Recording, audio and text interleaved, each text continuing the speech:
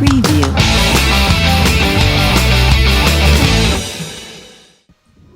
Tres, dos, uno, aire. Bueno, muy buenas tardes a todos. Estamos en el tercer programa de Brazo Digital. Hoy, junto a la presencia del diputado provincial por el Frente Amplio por la Soberanía, Carlos del Frade. Muy buenas tardes, diputado. ¿Cómo estamos? Un gustazo. Con todo gusto. Vamos a tratar de responder. Que sí la respondo, la otra no. Arranco con algo más personal o general. Después también me puedo desviar por otros temas, pero para arrancar, si tuvieras que presentar, ¿quién es Carlos del Frade? Periodista de investigación que le gusta mucho escuchar a la gente. Ok. Hablando justamente del tema periodismo, ¿crees que los medios apuntan a desgastar el pensamiento crítico? Los medios de comunicación son empresas y las empresas lo único que les interesa es hacer plata. Así que el problema más grande está en quién hace el mejor oficio del mundo, que es ser periodista. Ahí me parece que tiene que aparecer la conciencia política y la conciencia gremial de los trabajadores de prensa. Ahí está el mayor problema. A las empresas no se les puede pedir otra cosa que no sea hacer plata para ellos. De ahí que los periodistas además estén muy mal pagos en la mayoría de los medios de comunicación. Sí. Pero claramente el pensamiento crítico es algo que ha sido bombardeado desde el 2008 en adelante, cuando apareció el teléfono celular con datos, esto que se llama dataísmo. Eso profundizó y exacerbó el individualismo y destruyó la conciencia histórica y la conciencia social, no solamente del pueblo argentino, sino de muchísimos pueblos del mundo. Y eso se hizo peor en 2022 con la llegada del ChatGPT, que ha llegado al colmo de que mucha gente haya reemplazado el contacto personal para hablar con el ChatGPT, una cosa realmente de terror, lo que está pasando en el retroceso del humanismo. ¿Crees, Carlos, que de algún modo afectó a lo que sería el periodismo de investigación de la vieja escuela, ya que tenés laburos en ese sentido? Yo lo que creo es que en las redes te puedes encontrar con determinada información, pero es irreemplazable en ir a los lugares, mirar a los ojos a la persona que vas a entrevistar, ver cuáles son sus silencios, dónde se mueve. Eso es irreemplazable. Eso siempre le digo a la privada que estudia periodismo. Eso es irreemplazable. Internet te puede dar algunos datos, puede haber algún documento en algún archivo que esté en Internet, pero la herramienta fundamental para hacer periodismo es la entrevista, y la entrevista es el contacto presencial con otra persona. Ok. ¿Crees que dejó, escuché unas palabras tuyas de mentime si no es cierto, de denunciar con nombre y apellido desde el periodismo, y si se dejó de denunciar con nombre y apellido, y por qué? En primer lugar, por la plata y por el miedo que tienen muchos muchachos a que lo despidan los dueños de los medios, que generalmente tienen amigos corruptos. Claro. El asunto es que, y a muchos dueños de medios también son corruptos, dicho sea de paso. Lo cierto es que a mí lo que me parece es que denunciar con nombre y apellido a los multiplicadores a partir de lo que fue la investigación a principios de los 80 y los 90 de lo que fue la dictadura. Entonces vos siempre hablabas de desaparecidos, y llegó un momento que para mí fue muy evidente que había que hablar de desaparecedores. Así como hoy vas a hablar cada vez de desocupados, va a empezar a hablarse imprescindiblemente de desaparecedores, de desocupadores. Y así como habla de chicos adictos, hay que empezar a hablar de quienes lavan el dinero y meten el dinero del consumo en los bancos, en cualquier lugar de la provincia o del país, de los lavadores de dinero. Claro. Entonces me parece que eso es siempre algo que tiene que ver con el sistema. El sistema siempre denuncia lo que está abajo, lo que está arriba. Eso es la principal desinformación, ocultar el nombre y apellido del multiplicador del dolor, que yo siempre digo que es el objetivo del periodismo de investigación y que para mí también forma parte del objetivo de la política. Digamos, destapar la olla, digamos, sin pelos en la lengua, por así decirlo. No, además de destapar la olla, ver lo que hay adentro, de verdad. ¿Con qué te encontrás? Pero bueno, cuando destapaste la olla. Carlos, en tus investigaciones tenés presente la cuestión, digamos, de la dictadura en Argentina y te Sí. quería preguntar si crees que a lo largo de la historia Argentina ha sido un pueblo resiliente. Sí, sí, yo creo que los pueblos en el mundo han sido resilientes, casi todos, te diría, Ok, con distintas particularidades. Pero lo que hoy tenemos como novedad en la historia es que más allá del fenomenal saqueo que está sufriendo nuestro pueblo vota por el saqueo. Lo que pasó ayer en la Cámara de Diputados de la Nación solamente fue realizado en democracia con el voto popular. En 1955 la dictadura quiso demoler el derecho laboral y no lo pudo hacer. Es más, tuvo que agregar después el artículo 14 bis. En 1976 la dictadura genocida, la dictadura de los 30.000 desaparecidos, también fue contra el derecho laboral y tampoco lo pudo hacer. Se pudo hacer ayer con el voto popular. Esto es impactante. Yo digo que es el día doblemente más triste de la historia argentina, que se termina con una de las especificidades, de los ejemplos más notorios que tenía la Argentina en el mundo, que era el derecho laboral. Eso es muy triste, pero sumale que es en democracia, eso es lo que más me impacta. sí. Así que esa es una rareza, es una novedad en la historia. Igualmente queda claro que hay mucha gente que va a resistir, se está viendo en el campo social, de la ecología, también de distintas religiones, desde lo cultural, desde lo artístico, pero son experiencias minoritarias. El voto popular todavía es seguir votando a favor del saqueo, lo cual es bastante impactante cuando te lo pones a pensar. ¿Por qué voto al que me hace mal? Es interesantísima la búsqueda de la respuesta a esa pregunta. Como última pregunta y le paso la posta a mi compañero, ¿por qué crees que la historia se repite en esos casos? No, no, yo no creo que se repita la historia. Lo que yo creo que la historia en todo caso tiene, como decían los mayas, los aztecas eran muy sabios en esto. Ellos decían que la historia es una especie de caracol que avanzaba, que por ahí había círculos que daba la sensación que repetía, pero en realidad era un periplo más alto. Ok, Y ok, en esa cuestión de espiral, no se repite la historia. Y yo creo que eso pasa con el sistema.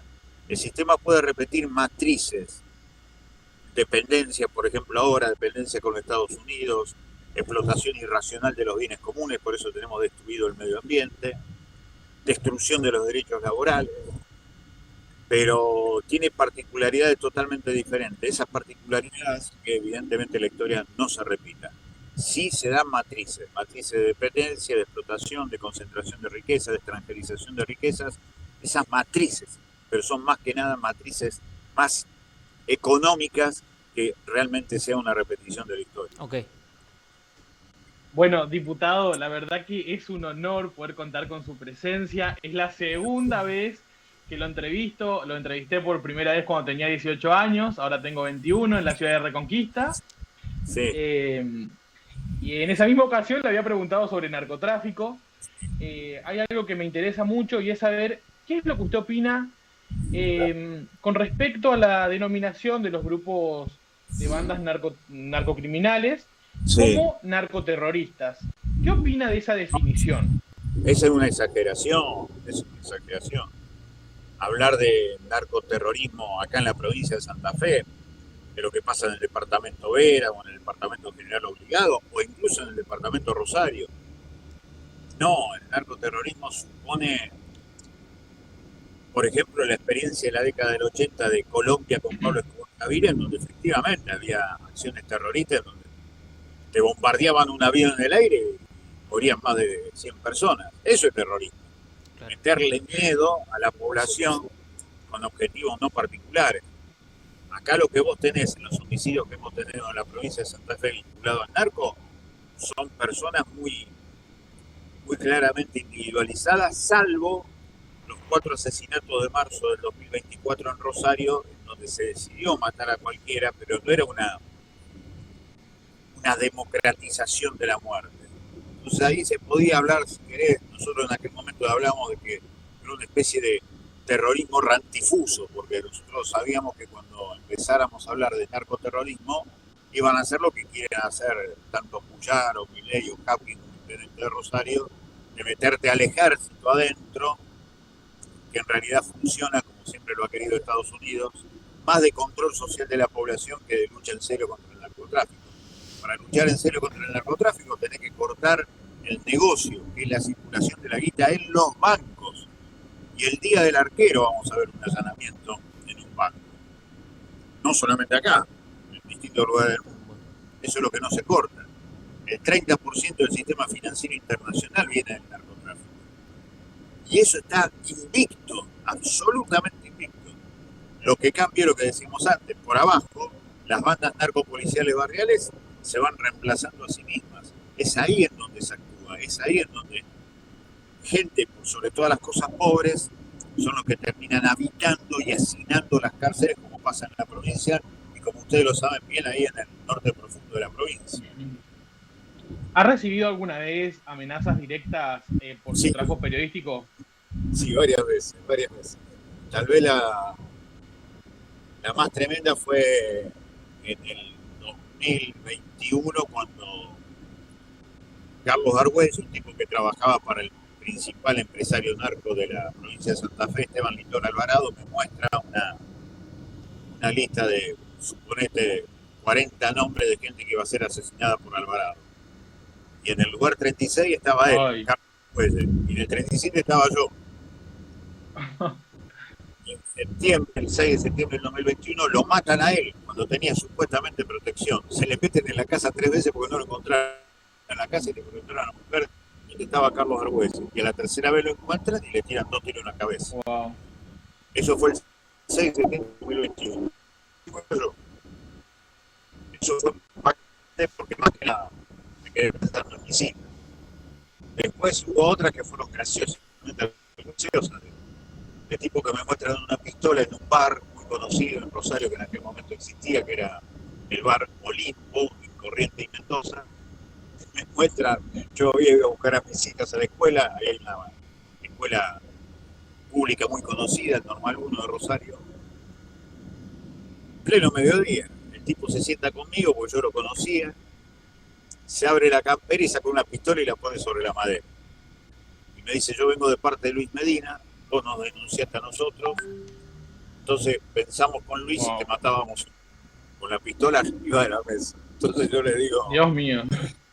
Bueno, ¿qué decidieron? Le pregunté. Y salió muy graciosa la pregunta. El tipo me dice, no, decidimos perdonarte, te vengo a decir esto, porque al final, en definitiva, vos nunca te metiste con la guita nuestra. Después de los problemas técnicos, estamos diputados. Continuamos. Un gustazo. Bueno, nos habíamos quedado en esta pregunta que no se escuchó mucho, así que la vamos a volver a repetir, que es, ¿por qué piensa que muchos diputados no dan esta pelea contra el narcotráfico o ni siquiera hablan de narcotráfico? Para mí la explicación tiene que ver con la doble fisonomía que tiene el narcotráfico. Por abajo son bandas narcopoliciales, entonces le tienen mucho miedo a la policía y eso genera que ni siquiera se hable de lo que está pasando en los barrios, que es lo que justamente más necesita la gente, poner la cara por el miedo que tiene la gente. Y sería muy importante que se hable de eso. Ahora, tampoco hablan de lo que pasa por arriba, que es el negocio grande, por donde pasa el dinero, que es por los bancos, y al mismo tiempo eso termina derivando en grandes empresas que después, por ese cono de oscuridad permanente, que es el financiamiento de los partidos políticos, son las empresas los que terminan haciendo aportes para las campañas, especialmente de los grandes sectores mayoritarios, lo que nosotros llamamos el PUS, el Partido Único Santafesino, en donde hay sectores del peronismo, del radicalismo, del socialismo, del PRO, y que generalmente reciben la mayor cantidad de dinero de parte de grandes empresas. Grandes empresas que, insisto, al manejar los grandes negocios del sistema, también tienen cuentas ilegales, donde aparecen todos los fondos vinculados al narcotráfico. Nunca hay que olvidarse que el 30% del dinero que está en el sistema financiero internacional proviene del narcotráfico. Eso quiere decir que se mueve legalmente algo que tiene como origen lo ilegal. ¿El Senado santafesino negocia con las bandas narcotraficantes? Decirlo así no tiene precisión, no tiene asidero. Bueno, pero No hay redirecciono la pregunta. manera de probarlo. No hay manera de probarlo. Porque ¿Se sabe que usted en sus investigaciones sabe porque los ha denunciado, ¿no? ¿Sabe de senadores específicos que han negociado con estas bandas? no, de senadores no. No. Lo que sí tenemos notoria presencia y lo hemos marcado en nuestros libros, que efectivamente del año 2000 venimos escribiendo sobre todo esto. Mirá vos, ya hace más de un cuarto de siglo que venimos hablando de estas cosas. Tienen relaciones con policías que después terminan teniendo relaciones con algunos senadores. Pero allí a decir que el senador negocia con el narcotráfico es una barbaridad que además se vuelve en contra del trabajador de prensa que lo diga, del diputado que lo diga. No, lo que sí queda claro es que los nichos de corrupción de la policía provincial forman parte de esas bandas. La protección política que tienen después esos nichos, ahí es donde tiene que investigarse y es lo que nosotros venimos denunciando. Entonces allí aparecen ciertas complicidades, pero que no podemos todavía probar judicialmente para decir este tipo está directamente vinculado al narcotráfico. Sería una barbaridad. Lo que sí queda claro es que como todos estos negocios son de arriba hacia abajo, los negocios se hacen con la presencia corrupta del Estado, es una soncera, una narcosoncera, decimos nosotros, decir que hay un Estado ausente, acá hay un Estado presente, pero de forma corrupta, que es otra cosa. Eso tiene vinculación con una de las herramientas que tiene el Estado provincial, que son los nichos corruptos de la policía provincial. La protección de esa policía corrupta es allí donde empiezan a aparecer manos políticas. Y me interesa este tema que no estoy tan interiorizado, pero eso de la policía corrupta, ¿son los grandes mandos? ¿Son los mandos medios, pequeños? Como en toda la sociedad, tenés desde los que están en la calle a los mandos superiores. Aquí el primer preso allá por el año 2009 vinculado al narcotráfico fue el jefe de la policía de la provincia de Santa Fe, Tonioli, en aquel momento por estar vinculado a bandas narcos.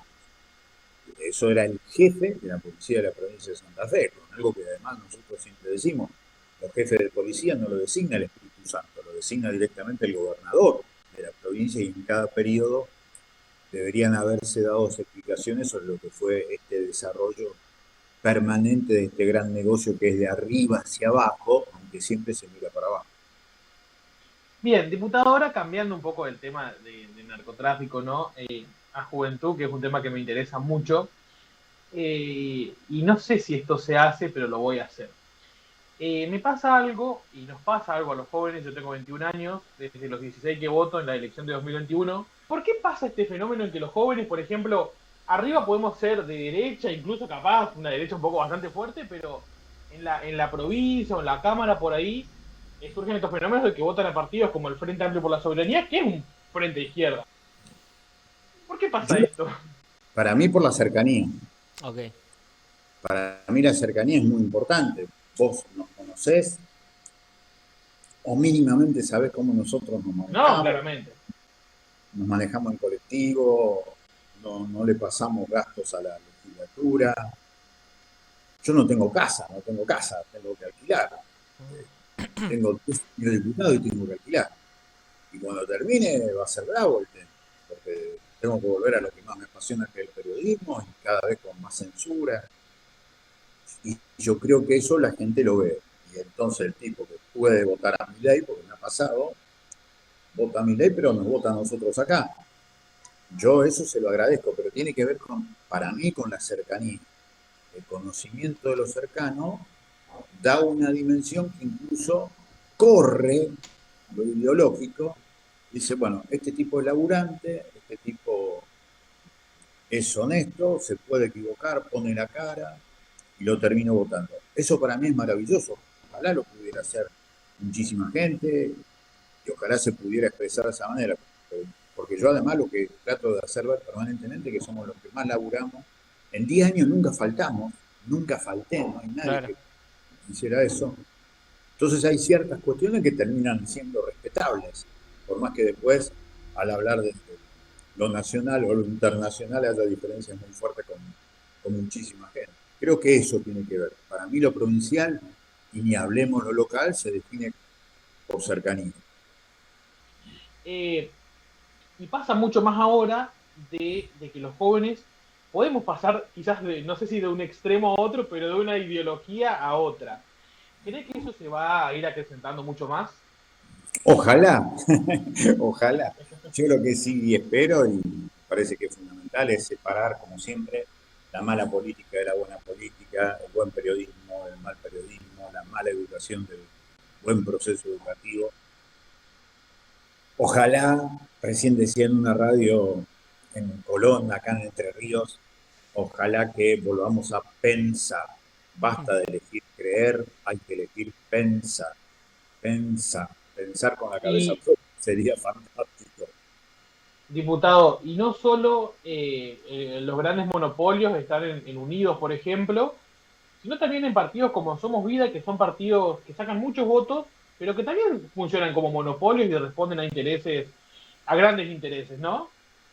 Yo Sí, siento, igualmente sí, lo que también hay que decir que los grandes medios de comunicación, por lo menos en la provincia de Santa Fe, prácticamente anulan todo lo que tiene que ver también con esa expresión política, porque me doy cuenta de que sería muy arbitrario, injusto, mezquino, no decir que, por ejemplo, la diputada Granata no tiene espacio en los medios de comunicación tradicionales de Santa Fe, como me pasa a mí. Los dos somos los más censurados. Lo que pasa es que ella tiene más llegada por su propia historia mediática, es mucho más famosa, mucho más conocida, entonces llega más, pero no lo puede hacer por los medios tradicionales. Es muy difícil que veas, a mí imposible, pero que veas a Granata en Canal 13 de Santa Fe, en el diario Litoral de Santa Fe, imposible.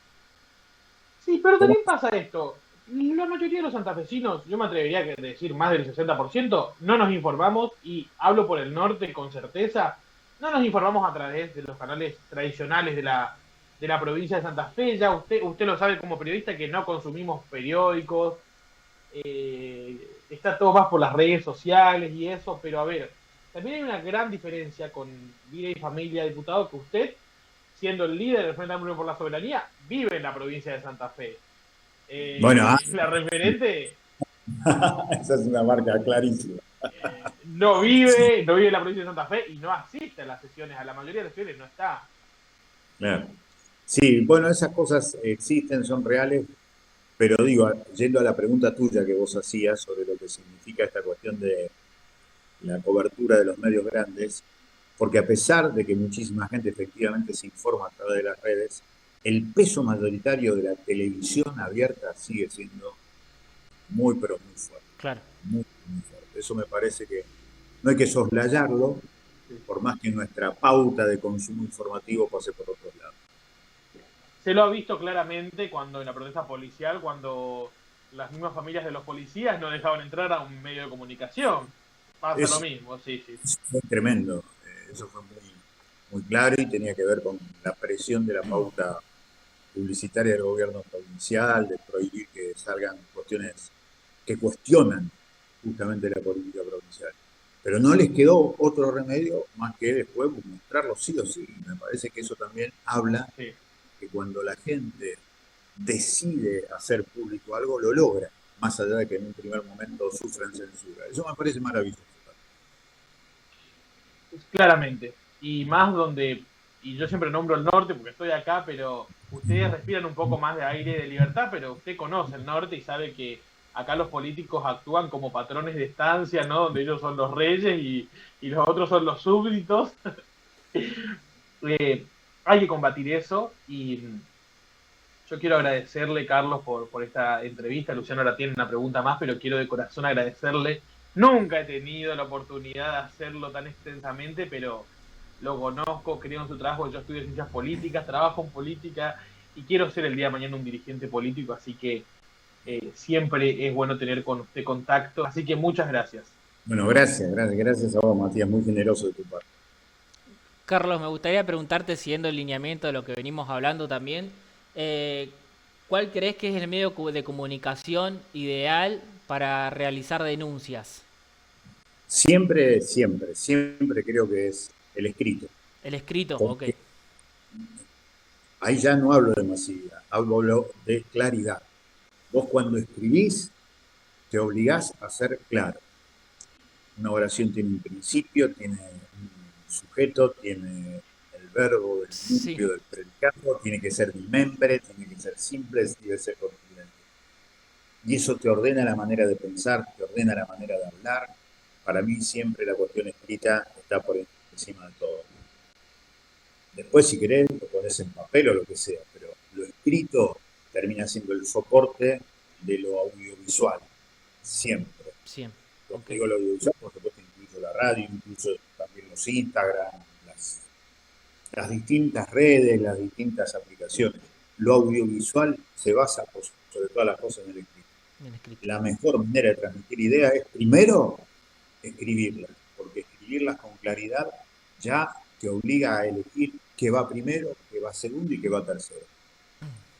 Eso es inmejorable. Después lo otro puede tener más de show, de espectáculo, pero eso termina siendo contraproducente, termina siendo opuesto al contenido. Y a mí me parece que lo más claro está en el contenido. Ahora, Ok, el contenido, para ser claro, tiene que tener una forma clara de decirse. bien. Y lo que mejor ayuda a eso es escribir. Partidario de la vieja escuela de redacción, porque capaz que hoy en día te encontrás un medio es copiar y pegar, ¿o no? Sí, pero ese es un problema, porque eso ya de por sí ya deja de ser un medio, termina siendo. Claro, No sé cómo definirlo, pero no lo es. ok.